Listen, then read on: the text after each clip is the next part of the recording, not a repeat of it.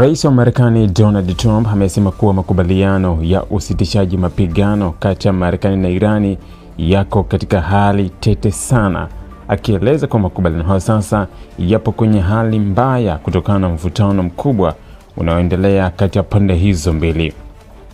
Kauli hiyo ameitoa akiwa ndani ya White House mbele ya waandishi wa habari siku moja tu baada ya kukataa rasmi pendekezo lililotumwa na Irani mwishoni mwa wiki kuhusu makubaliano ya kudumu ya kusitisha vita. Katika mazungumzo hayo, Trump alishutumu Irani kwa kubadilisha msimamo wake dakika za mwisho kwenye mazungumzo ya nyuklia yaliyokuwa yanaendelea kupitia wapatanishi.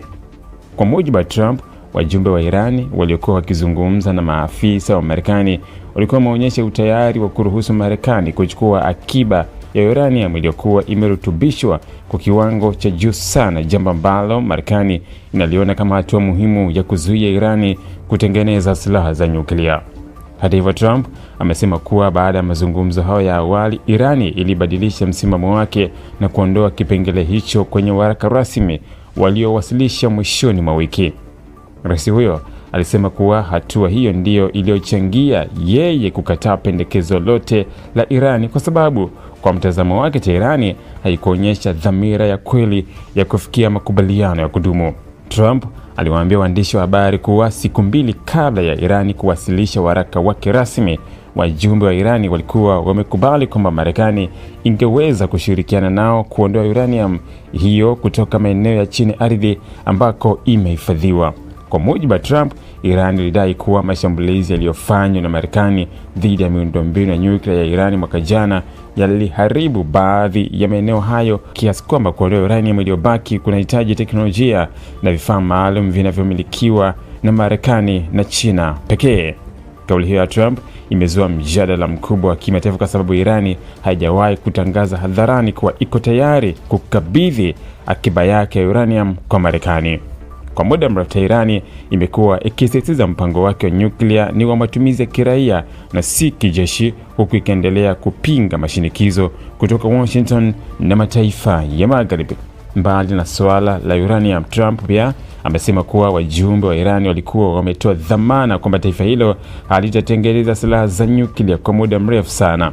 Hata hivyo, alisema ahadi hiyo pia haikuwekwa kwenye nyaraka rasmi zilizowasilishwa kwa Marekani. Kauli hiyo imewashangaza baadhi ya wachambuzi wa siasa za kimataifa kwa sababu Trump kwa miaka mingi amekuwa akisisitiza kuwa lengo lake ni kuhakikisha kuwa Irani haiwezi kamwe kupata silaha za nyuklia, si kwa muda mfupi wala muda mrefu.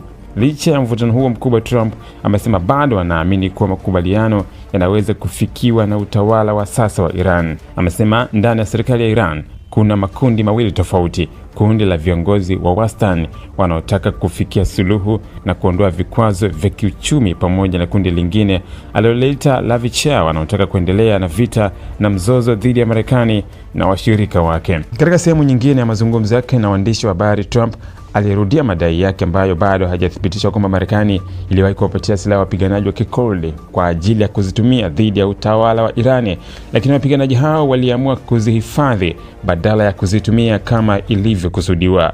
Kauli hiyo imeongeza mjadala kuhusu ushirika wa Marekani katika makundi mbalimbali yenye silaha ndani ya eneo la Mashariki ya Kati.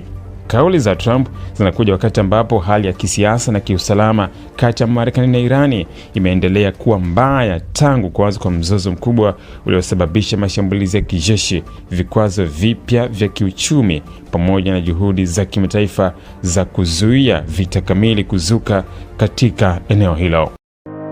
Ili kuwa mwanafamilia bora wa Global TV, usisahau kusubscribe, like, kushare na kucomment. Baada ya kusubscribe, bonyeza alama ya kengele ili kupata taarifa kwa kila video inayopanda Global TV Online.